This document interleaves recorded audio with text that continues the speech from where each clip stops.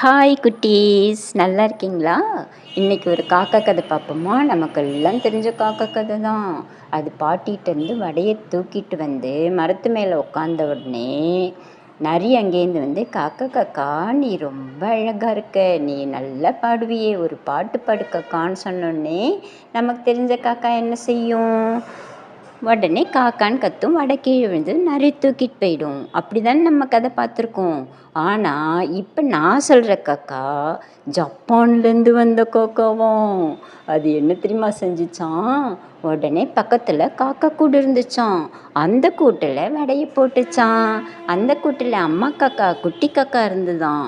உடனே வடையை அங்கே போட்ட உடனே காக்கான்னு கத்திச்சான். நரி ஏமாந்து ஓடி போச்சான்.